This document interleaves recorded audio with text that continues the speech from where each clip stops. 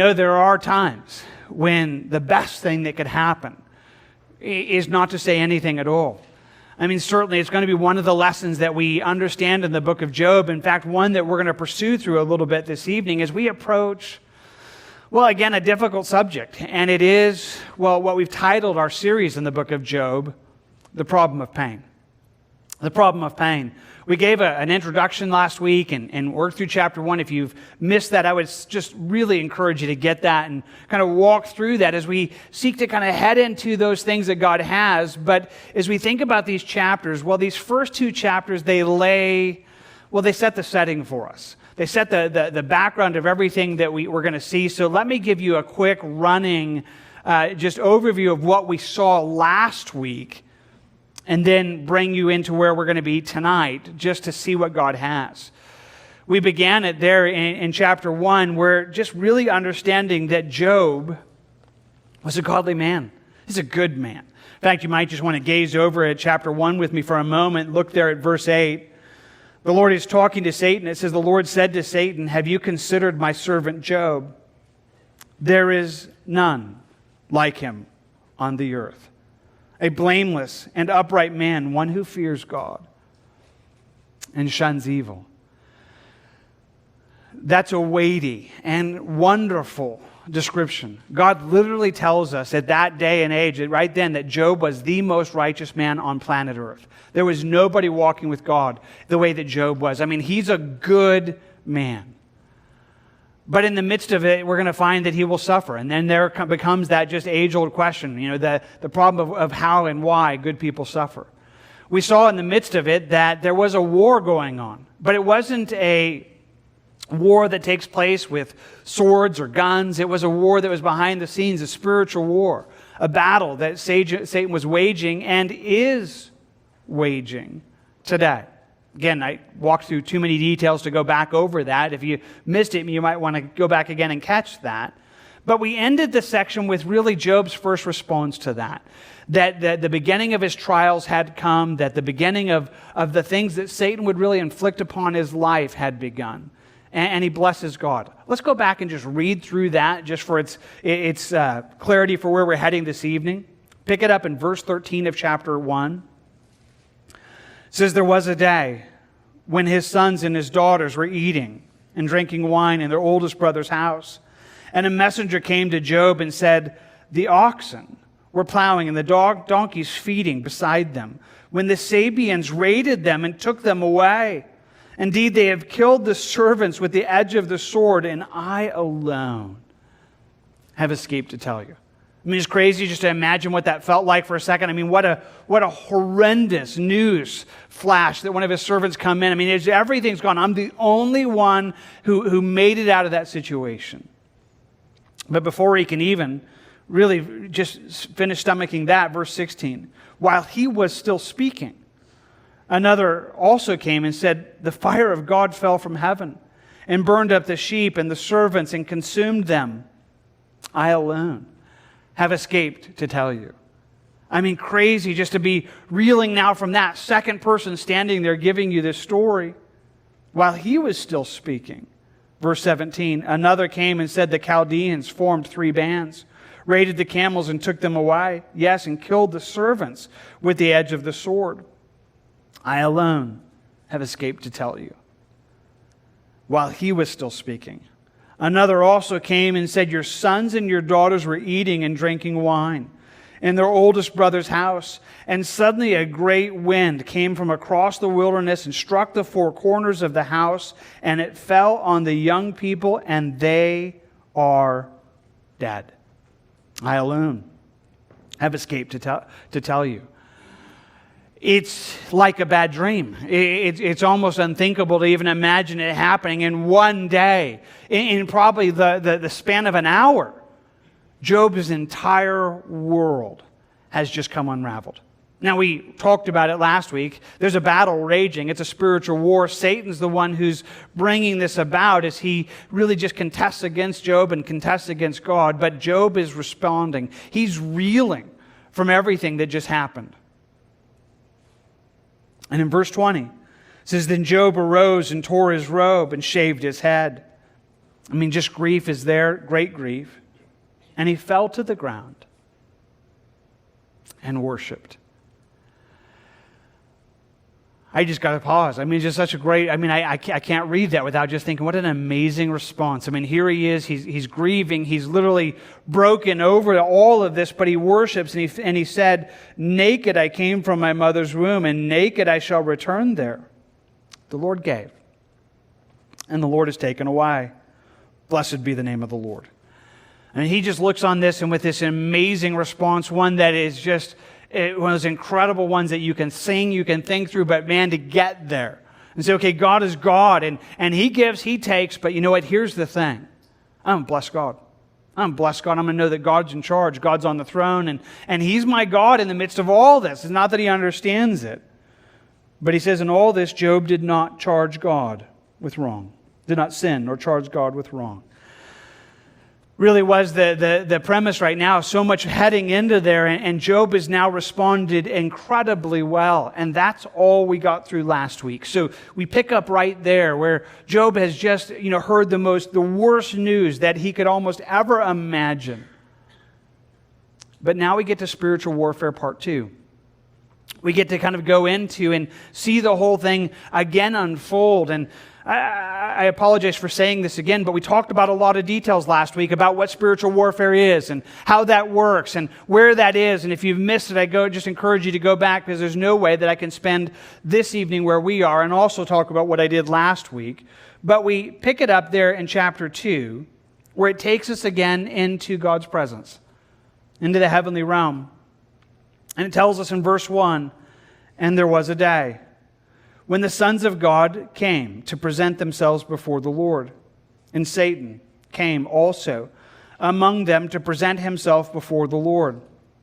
And the Lord said to Satan, from where do you come? And Satan answered the Lord and said, from going to and fro on the earth, from walking back and forth on it.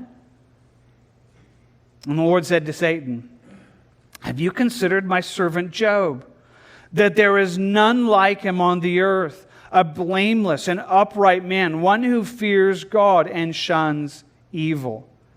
And still, he holds fast to his integrity, although you've incited me against him to destroy him without cause. So Satan answered the Lord and said, skin for skin. Yes, all that a man has he will give for his life. But stretch out your hand now and touch his bone and his flesh, and he will surely curse you to your face. And the Lord said to Satan, behold, he is in your hand, but spare his life. Okay, pause. We gaze. We're gathering into this whole thing. Again, we're going into a realm that Job has no privy to. And as far as we know, he never saw this. But we get to see it. There's a battle that's raising, and Satan has raised accusations, and he's wrestling against this. And there's a number of factors that we need to kind of just gaze on this evening that I hope will be helpful. Let's again just begin by understanding just Satan's limitations. One of the things that you need to see through this, and things that you can gather from this, a couple things, which are altogether helpful, is again, first of all, a reminder that Satan is not God's opposite. He's a fallen angel. And that's the idea, as it tells us in verse 1, when it tells us there's a day when the sons of God came to present themselves before the Lord. The term sons of God is one that's used in the Old Testament that speaks of angels, angelic beings. Satan's one of them. He's a fallen angel. He's a fallen angel. He would like to masquerade as God himself. It tells us in Ezekiel that that's what he wanted. He wanted to exalt his name, his ability up to God himself. He's not. You need to know that, and you need to almost just see, okay, here he is. I mean, he's not. He's an angel. He's in God's presence, a fallen angel, where they are now, and he's coming before him. So we see his limitations in that, but we also see his limitations that he doesn't know the future. Sometimes people wonder about it. I mean, God is God. He's omniscient. He knows everything. He knows the end from the beginning. He knows your whole life. There's not anything that's happening in you that he doesn't already know. There's never a day on your life that will be a surprise to him. It's amazing. Not for Satan. Satan's an angel. He's just, created being. And we get this in part because, Satan had made an accusation. He had told God, you know what? Job doesn't really love you. He doesn't really trust you. It's not about you, God. He's only in it for stuff. I mean, he's only in it for those blessings. If you take away everything that he's blessed with, he'll curse you.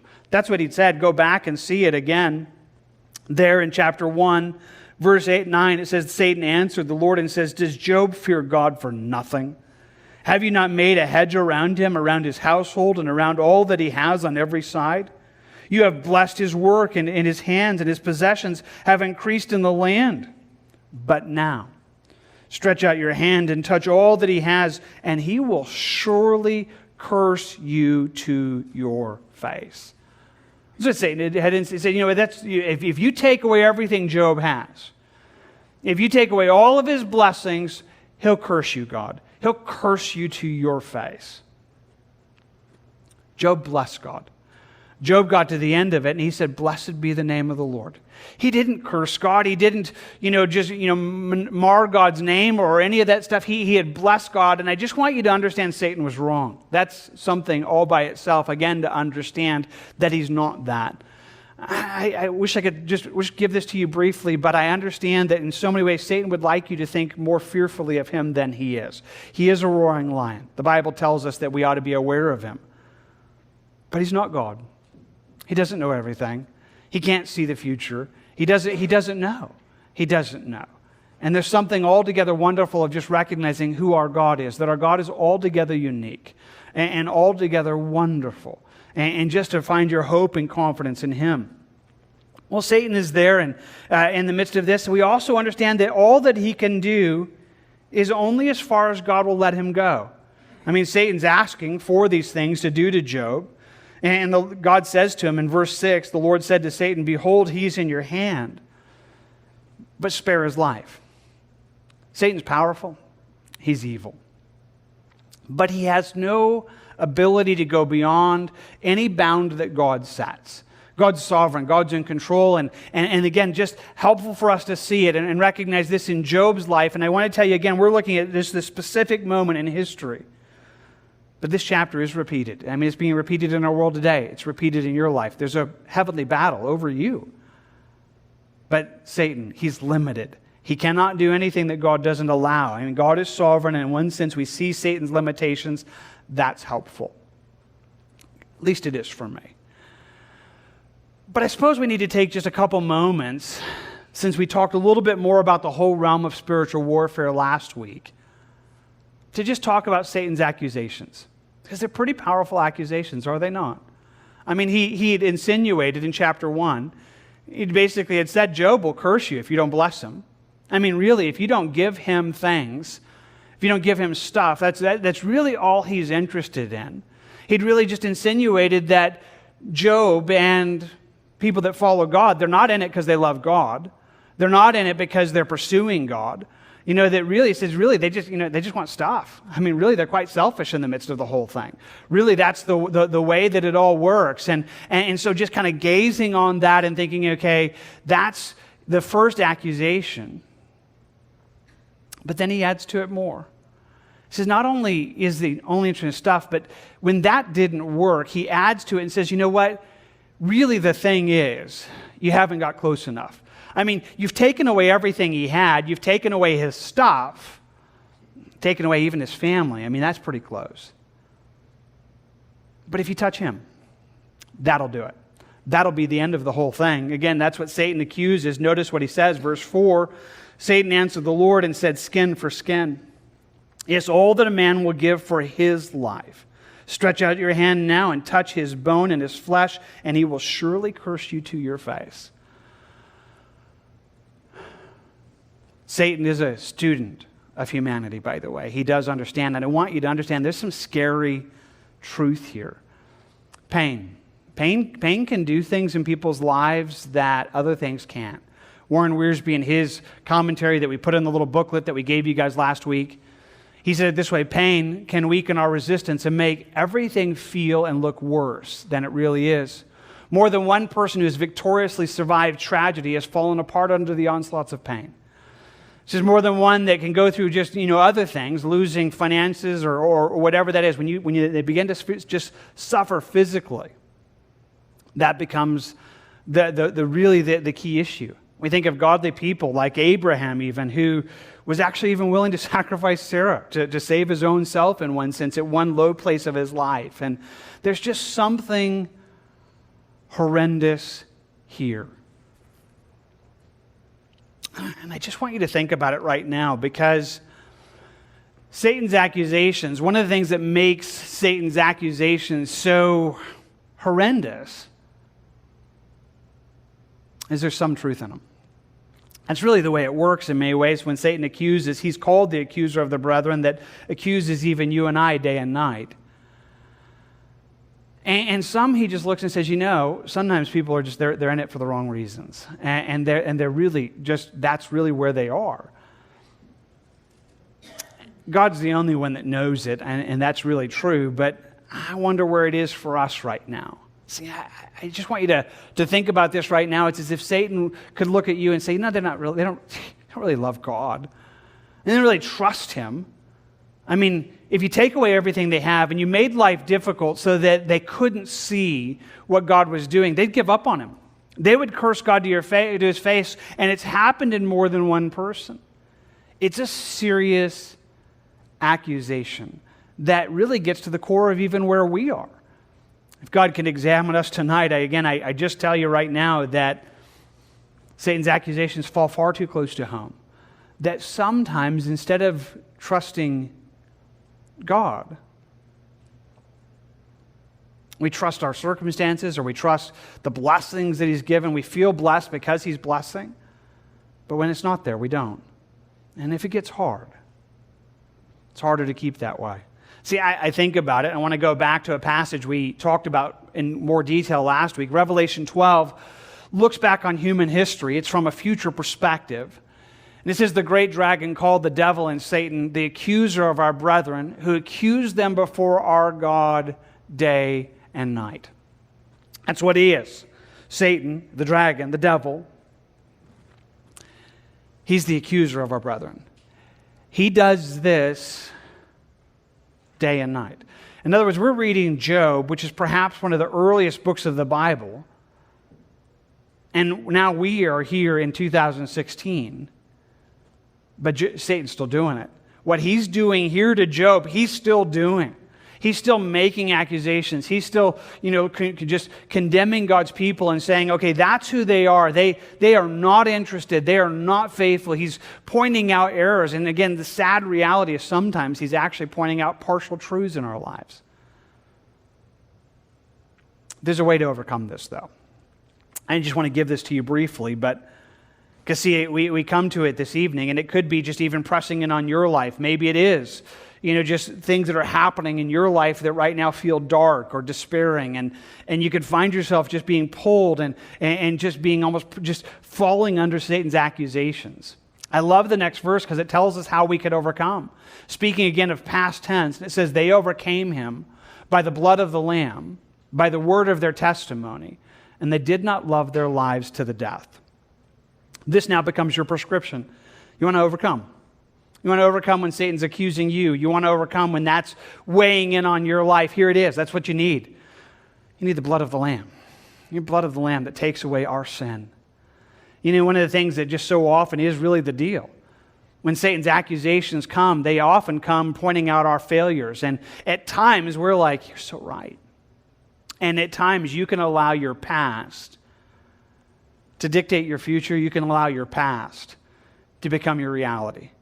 And one of the greatest things you can do is really realize what you have in Jesus.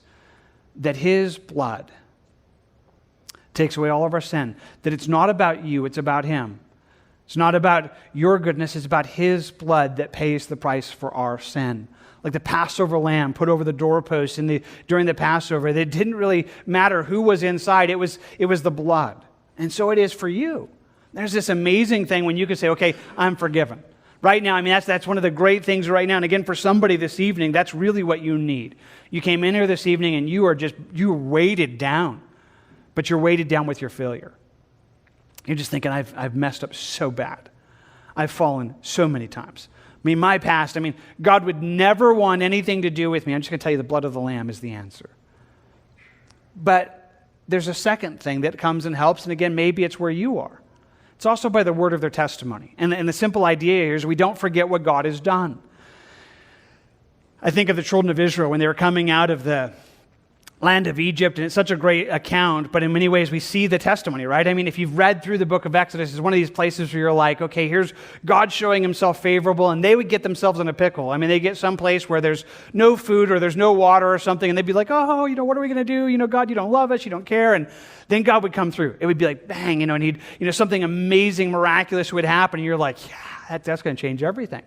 And you walk out of that thinking, okay, then they're going to get to this next situation, and it'd happen again, something else would happen. There'd be some other difficulty, some other, again, lack of food or some other thing. But you're kind of thinking when you're reading the story, they're going to remember. They're going to remember that God just met them a few pages back. In fact, in my Bible, it's just a couple paragraphs back. And they're going to go into this next situation, and they're going to think it through, thinking, we had this problem a little while back. And God came through. If God has carried me this far, is he really going to drop me now? I mean, yeah, I don't know the answer to this problem, but I've had lots of problems. I've had lots of times where my life got itself into a pickle, and I thought, I don't have any way out of this, and then he took care of me. So the idea is that part of the issue is that one of Satan's accusations kind of makes us where we forget that. Where we have this kind of short-term memory disorder, where it's like all we see is like, and instead of saying, wait. Yeah, I don't understand today.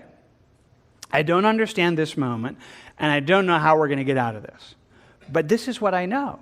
I have a God who's met me so many times. If you could remember that, and for some of you, it means keeping a journal. For some of you, it's as practical as like literally keeping a record of what God has done in your life so that when you're having a bad day and you're feeling the weight of it, you can go back and go, wow, look how faithful God has been. And that can give you confidence to overcome Satan's accusations. Those are necessary. But the third one is equally as necessary. Don't love your life. Don't let Satan get you focused on you. That's always your downfall. When the world becomes about you, and sometimes calamities and sometimes pain can do that, where all of a sudden where you weren't living that way before can make us selfish. And he says we don't love our lives even to death. I mean, it's like, the worst thing that can happen to me as a believer is I could die. And then I'd be with Jesus forever. It's not that bad. It is not that bad. I mean, life could really, so I don't need to worry about myself. I don't need to somehow, kick into some self-protective mode where I become the center of the universe. I'm not going to love me. I am not going to let myself get moved there, because that's never where God calls us. He's always calling us to focus on him. Our Christian life is found there, but it's really where Satan comes. And that's exactly what Satan's trying to get Job to do. Satan is trying to get Job to think about Job, to get Job to be centered on Job so that he would see his own pain, forget his past, and curse God. And I want to tell you, there's hope for you and I understanding how to overcome that. And again, the reality is this. Satan does it every day. He does it every day. This isn't like one of those things like, yeah, that happened one time back in, 1994.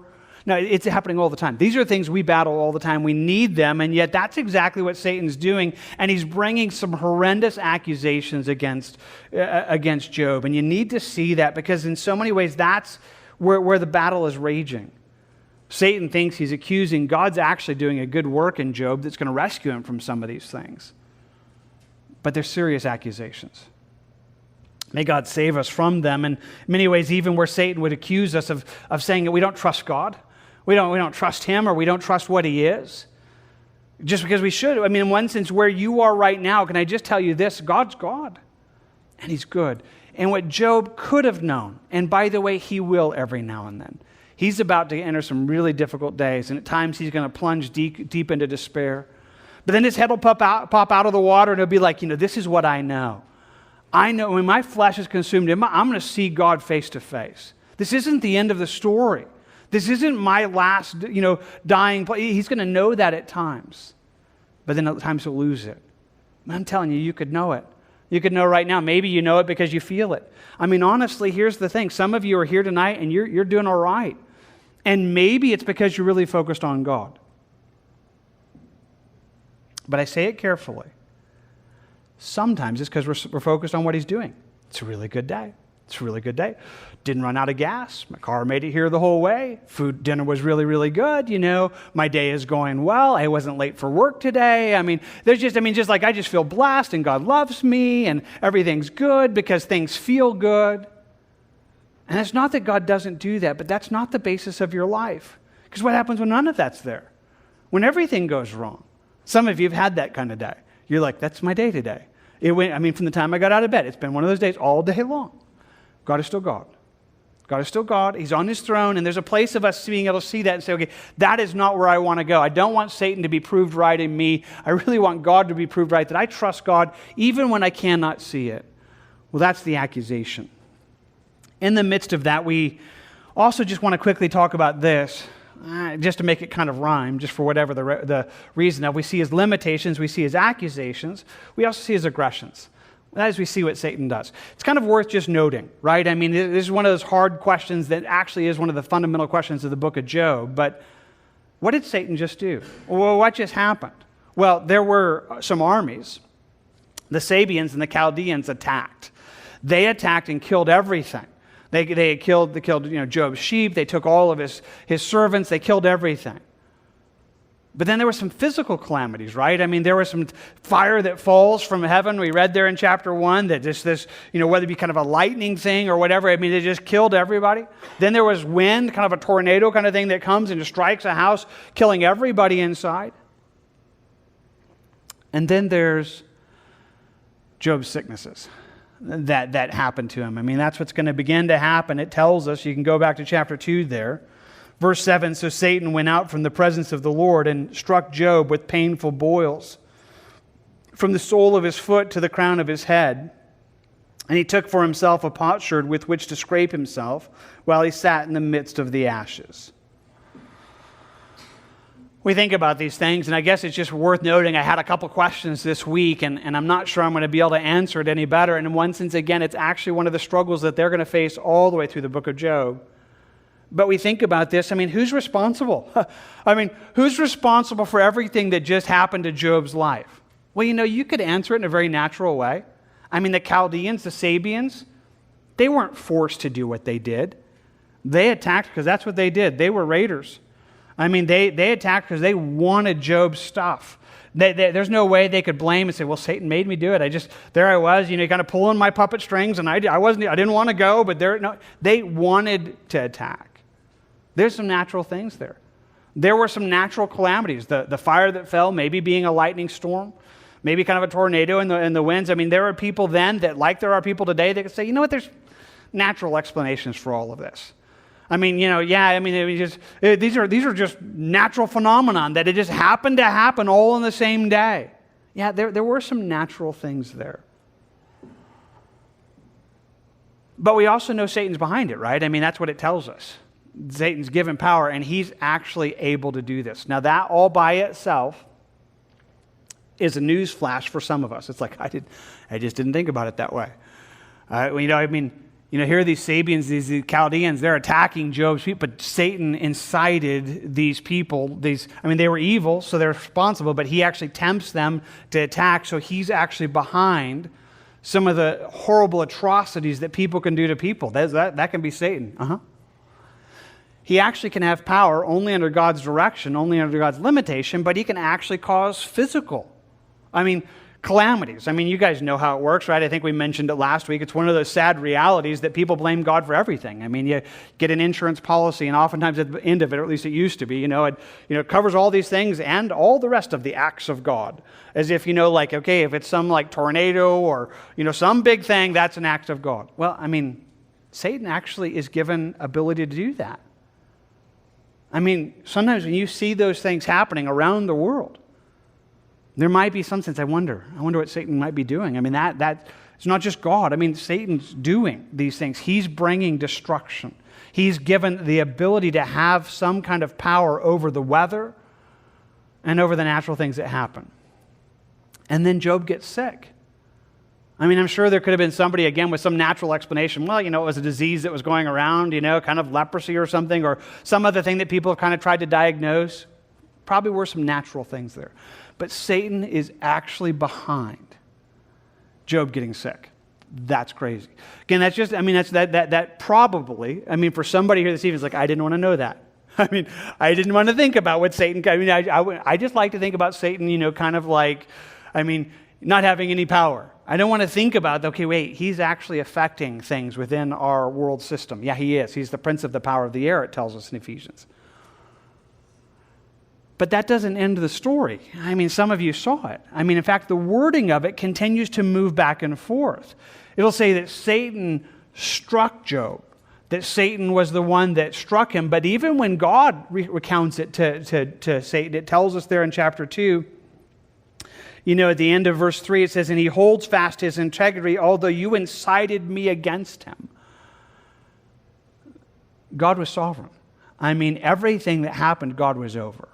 There wasn't anything that happened that happened to Job that God wasn't sovereign over. He didn't do it himself. He never inflicts the harm, but he's sovereign over it. Now again, those are like the realms of things, and for some of us, we're just more comfortable with one of them. Okay, just tell me. Tell me it's all natural. Tell me it's just, everything just, again, like the world is just running on some kind of natural thing, and however, that's part of it. But there's a satanic element too. But you can't just blame it on Satan, because ultimately God is God. And that's going to be part of the rub, by the way. Because in the end, it's like, well, God, why? Why would you allow this? Why would you do this? That's going to be part of the question. Maybe you have it. Again, I had a couple of those questions this week, and I don't think I answered it any better just now. But the answer isn't one or the other. It's all. God's not doing it, but he's sovereign over it. Satan's bringing it to pass. All these things are happening. We're seeing these things take place, and yet they're altogether difficult. Well, let's go back to it. So spiritual war part 2, we spent a little bit more time on that, but may be helpful. Let's quickly set the rest of the stage for us. Again, as we move towards this evening and through it, in some ways we're just setting the stage for the rest of the book. But you need to understand Job's pain. You need to understand, because that's where he is, and we read it. This there tells us again in verse 7, Satan went out from the presence of the Lord and struck Job with painful boils from the sole of his foot to the crown of his head. And he took for himself a potsherd with which to scrape himself while he sat in the midst of the ashes. Just to answer your question, if you have it, we don't know exactly what medical condition Job was afflicted with. There's been a lot of people that have studied it. A lot of doctors, a lot of people have kind of looked at it and tried to say, okay, is it, some kind of, infectious disease? Was it some elephantitis? Was it some form of leprosy? Lots of guesses. We don't know. We just know it was bad. We know this, it was painful. That's maybe that's where it starts. It was painful boils. We know it was excruciating, extensive over his whole body. We know it tells us there again, and that he was struck with painful boils from the sole of his foot to the crown of his head. It's not like just my pinky hurt. It's like my entire body. There's not a part of me that's not struggling. We know that there was a sense that it could have even been infectious. You have this picture where you're looking at him, and here he's got all these diseases, and then in verse 8, he's taking for himself a potsherd, a kind of a broken piece of pottery, and to scrape himself while he's sitting in the midst of the ashes.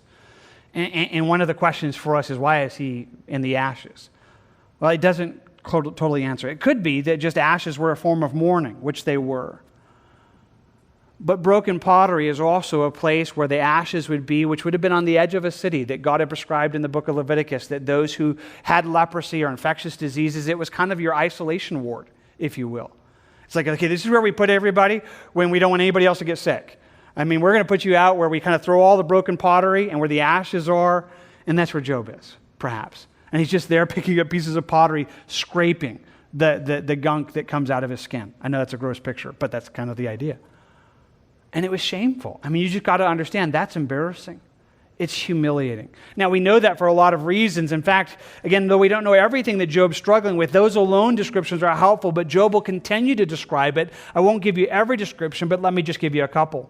In chapter 7, he's going to say, my flesh is caked with worms and dust. My skin is cracked and breaks out afresh. It says these boils are kind of, it's just, they just continued to kind of crust over and then break open again, and just kind of just in its grossness and pain in the midst of it. He says, my bones are pierced me at night, and my gnawing pains take no rest. It says, my bones are hurting. It says the pain, it keeps me, it gnaws at me. It never lets me go. He writes about it, he says, my skin grows black and falls from me. My bones burn with fever. He's breaking out with the fever. His skin actually, probably dying in places and just peeling off. He writes about it in chapter 19. He says, my breath is offensive to my wife. He says, it's just offensive to everything. He says, I'm repulsive to my children, my own body. Which is an interesting description we'll talk more about when we get there. But he goes on to say it this way. He says, even young children despise me. He says, people just look at me and they hate me. They're afraid of me. They're afraid of what I am. That right now, not only is he suffering physically, he's suffering kind of socially and everything else. This is a really, really ugly situation. I think that's probably enough to say about that, but I just know for me, I had to sit down and think about it some this week, and we'll probably talk about it again, but the danger is that we can read everything here, and because it's so foreign to our lives right now, it's almost hard to imagine. So if you had to retranslate Job into today's language, I'm sure it's not a perfect description, but it would be almost like looking at somebody and they wake up one morning and they own their own business and they get there and it's repossessed. The bank comes in and says, you know what, everything's gone. We're taking everything. We've confiscated everything you own. You are now complete. We're taking all that you have. You walk out of that just stunned to that, and you decide to go home. You go towards your house, but it's raining outside. In fact, a little flood breaks out and actually washes away your house. And you find out you don't have flood insurance. It's like, there goes my home. You're sitting there dealing with that, and all of a sudden your car catches on fire. It's like, wait, my job is gone, my house just washed away, my car just blew up. So you go to the bank, and then you find out that the money that you had invested in your money market, your entire life savings, went bust. You lost everything. And you're like, what? And then you go to find your kids, and they were coming home on the school bus, and it has an accident, and all the children are lost. I know that's kind of, maybe it's morbid in one sense to think about. I just want to tell you, that's his day. His whole world, his income, his entire world is gone in a moment. And if you think that's easy, there's just no way. I don't think any of us have had that day. I don't think. Where you're like, wow, how would I respond to that? And if it didn't get bad enough, all of a sudden he gets some incurable, infectious, gross, painful disease. That's the basis of his questions. That's the basis of his questions. That's the basis of their struggle. Why? Why does this happen? Why am I going through this? Why does this happen to anybody? That's his questions. That's his friends' questions. It's a painful question. Again, we need to understand it. We see Job's pain and need to understand it's an incredibly painful thing, but it gets a little bit worse because his wife steps in here with some really incredibly foolish words. She's well known. You guys know the story perhaps. You read it, I hope. But it tells us in verse 9 that his wife said to him, do you still hold fast to your integrity? Curse God and die. Kind of an encouraging thing. But he said to her, you speak as one of the foolish women speaks. Shall we indeed accept good from God, and shall we not accept adversity? And all this Job did not sin with his lips.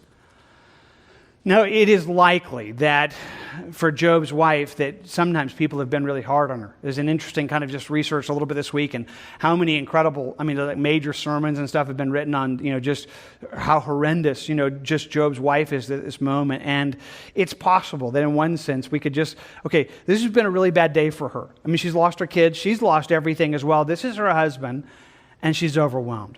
And Job speaks to her and says, you're speaking right now as a foolish woman. He doesn't call her a foolish woman.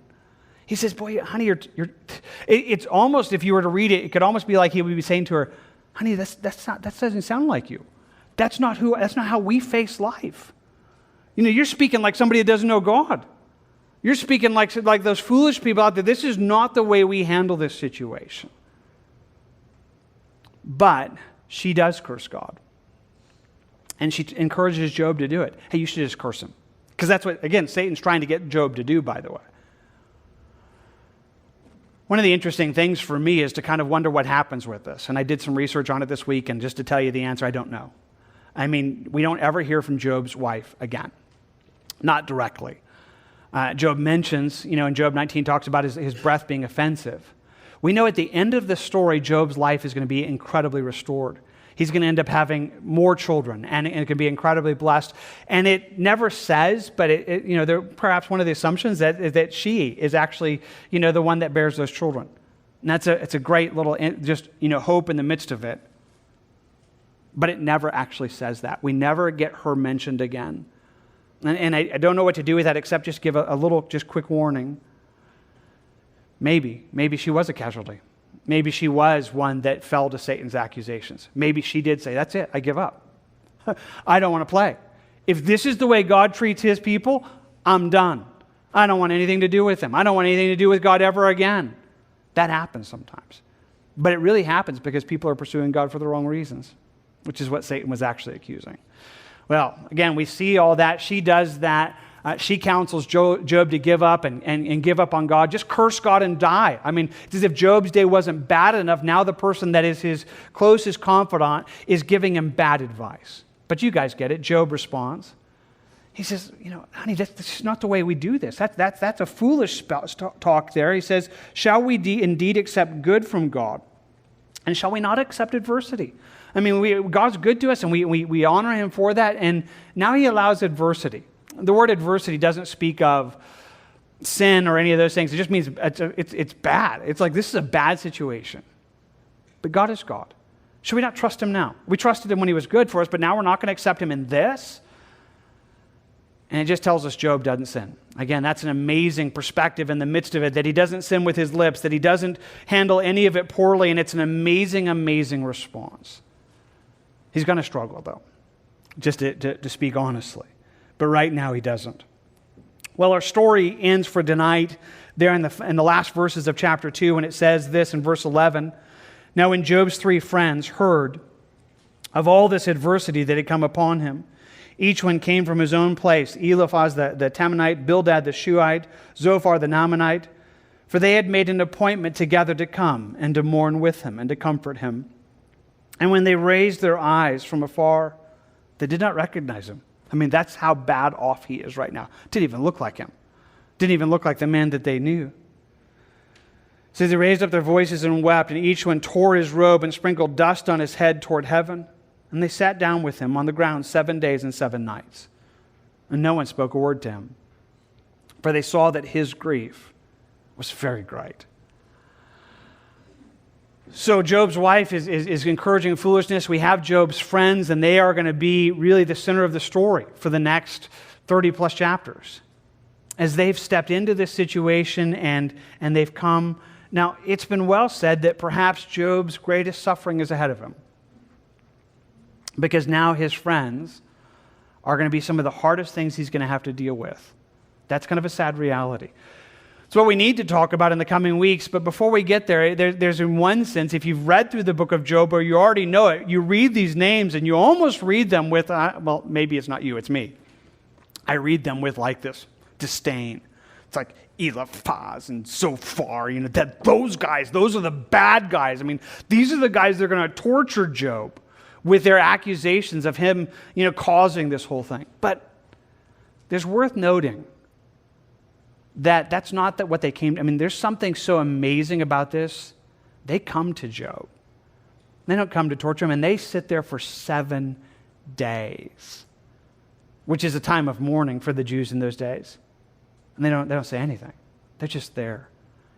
It's a good piece of advice, by the way. We'll talk about that again in Job. They're just there. They're just there. They're going to speak to him, not because they're trying to torture, but because they're going to try to work these things through. But I found myself just thinking about it because we were reading it today. If you're reading in the book of Proverbs with us through the Bible reading, just perhaps one of those verses that I just really enjoy speaks to the situation for me. It just tells us, even a fool is counted wise when he holds his peace. When he shuts his lips, he's considered perceptive. I like it. I don't know about anybody else. And it's like, that's really good. It's like, okay, because if you didn't, it's like, these guys seem, they're just so great here. sometimes the best thing you can do is say nothing at all. Sometimes the best thing you can do is not try to figure everything out. It's definitely things we're going to work through. I find myself thinking through this verse, and honestly, it's kind of a personal struggle of mine. It's like, I wish I could do that. I got to stand up on this, got to grab the Bible and a pulpit and sit up here and I got to talk. It's like I'm going to open my mouth and probably say something really stupid. That's what's going to happen. Everybody's going to thought I thought he was wise till he opened up his mouth. As soon as he opened his mouth, I just figured out he wasn't. That's just kind of just silly, my own silliness. But I just think, hey, there is something about this where he says, okay, there's just a time for discretion. In fact, the verse before it, I should have put it there, is like, there's a time when we just don't speak. And I want to tell you that's maybe a piece of wisdom for us tonight. We think about everything that's there. We think about all that's happening. And I feel, in one sense, hard to kind of get to this place and kind of head towards the end of our evening, but that's where we are. We've set the stage, and maybe you're going to leave going like, that wasn't any fun at all. I don't know what I thought Job was going to be like, but that was, wow. We just set a really ugly scene, but that's actually, again, the point. They're here, and if we had to think about it, maybe I'd, scoot these over a little bit. Here's what you need to know. Job is a very good man. That's what you need to know right now. But there's a war happening that he does not see. There's a spiritual war that's raging around his life that he doesn't understand. But he's in pain. He's in pain. It's in a lot of pain. His grief is great. That's the final words of our chapter. It's like they just saw that Job's grief was great, and indeed it is. And now his friends come, and they're going to come to speak into his life, and it's not going to go well from this point forward. But they're going to wrestle with things. And if you'll let yourself get there in the next weeks as we cover these chapters, you're going to wrestle. Because see, again, the danger is that maybe you could look on this and just with a very anesthetized, like, wow, I can't believe that happened to Job. It's like that. I'm glad that doesn't happen in our world. No, we're seeing pictures of things that does happen, and lessons where we got to think, okay, so why? And I'm just going to tell you, there are places that are going to land home, and we're going to find out. You know what? I think Satan's right. I think right now I'm after stuff, or it's about me. I'm about my own pain. That's what it really am. I don't really just trust God. I don't trust him where I can say, God, I trust in the Lord with all my heart. I don't lean on my own understanding. I'm just going to acknowledge you and know that you got this. You're going to direct my path. You're going to bring me out of this. You're going to take me into eternity. There's that place of saying, okay, is that where I really am? Or does my life move, in this place where I feel good when things are good? It's like when I get the parking spot at the mall, when I get to work on time, when everything's good, I feel blessed by God. And when things are bad, I don't. And again, there's many of us that carry our spiritual lives there, and that's where Satan's accusing, but where Job is not, and where he's going to even be rescued from more. Again, much we're going to see in all of that, but hoping you have it as we think about this problem of pain, as we think about what it is. Again, just our study of the book of Job, and that is where we're going to end tonight. So you can close your Bibles. Doesn't that feel like a horrible place to end? It does to me. I don't know. I hope the book of Job, it's going to be tough in that. But that's, again, part of it. And I'm just going to leave you with that last piece of advice.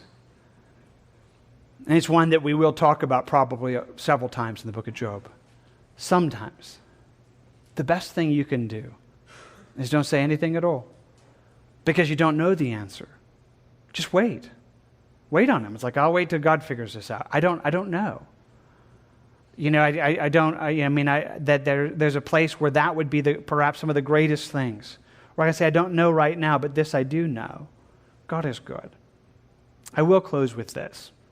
I gave you guys just the things in Revelation 12 where it told us these are the ways that we could overcome.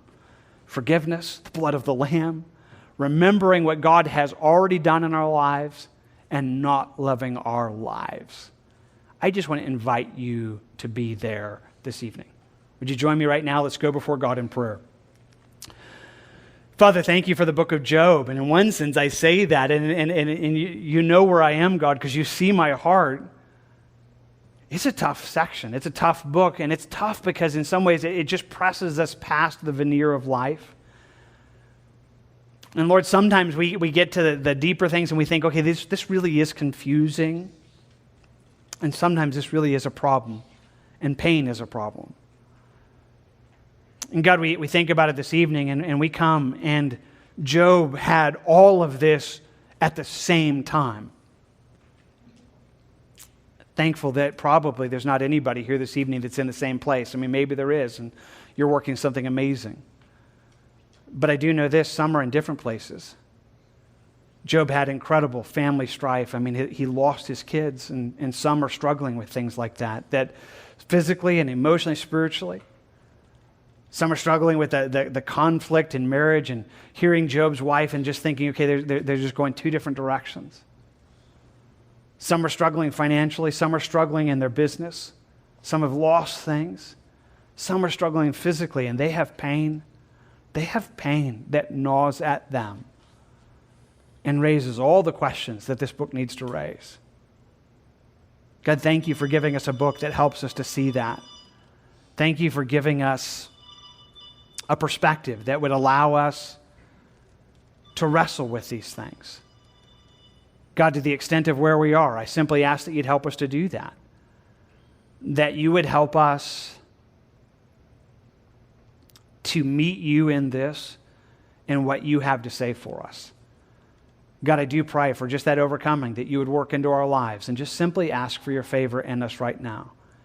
As I thank you that you are God, and you are good, and you're working. I trust you right now. I want to trust you. I don't want Satan's accusations to be true of me right now. I don't want the basis of my faith to be on my blessings, on my person. I want it to be about you, that I trust you. I trust you, God. You're a good God, and you're worthy of all of that. And pray you'd bring us there so much more right now as we seek your face. In Jesus' name, amen.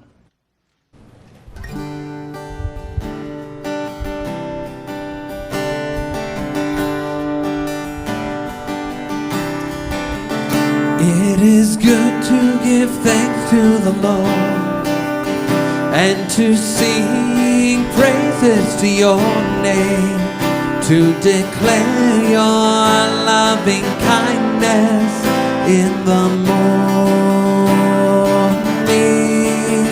It is good to give thanks to the Lord and to sing praises to your name, to declare your loving kindness in the morning,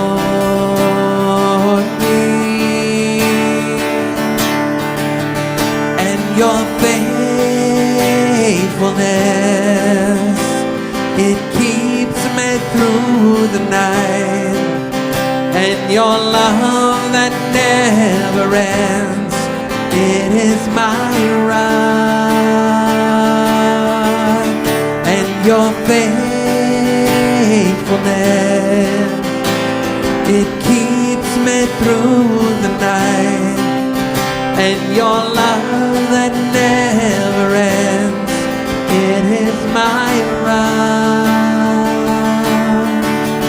It is good to give thanks to the Lord and to sing praises to your name, to declare your loving kindness in the morning,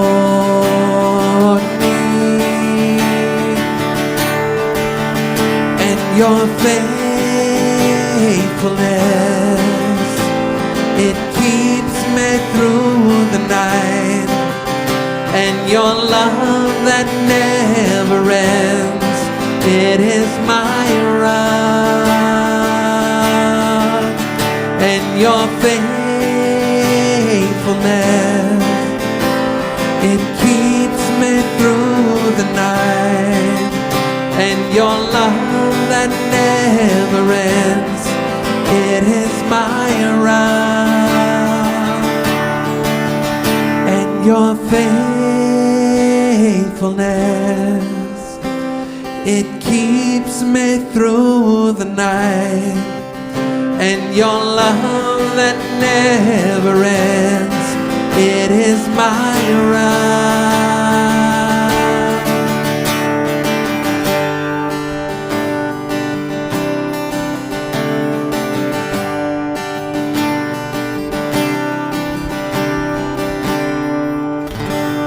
So I'll stand for this last one.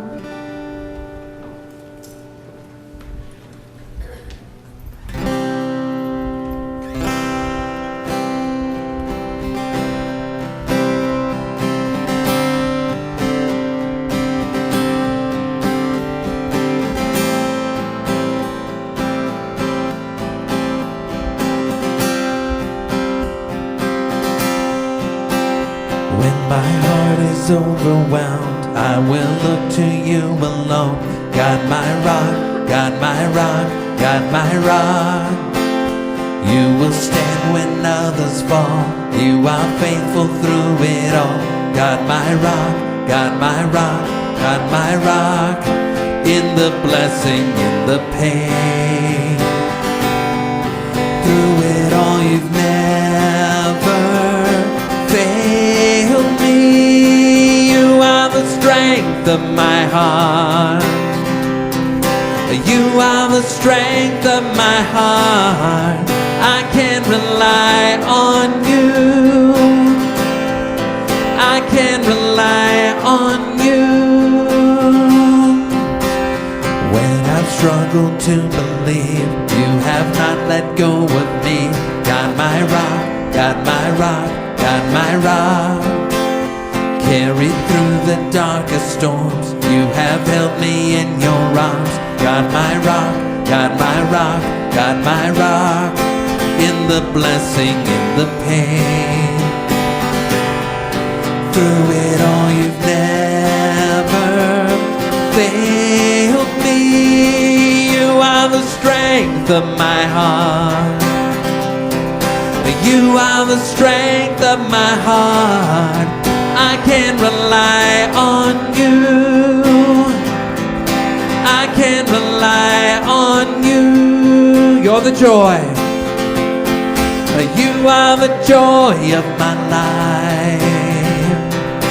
You are my song in the night. There is no one as true. Jesus, I trust in you. You are the strength of my heart. You are the strength of my heart. I can rely on you. I can rely on you. You are the joy of my life. You are my song in the night. There is no one as true. Jesus, I trust in you. Jesus, we trust in you. Jesus, we trust in you. Jesus, we trust in you. Jesus, we trust in you, God.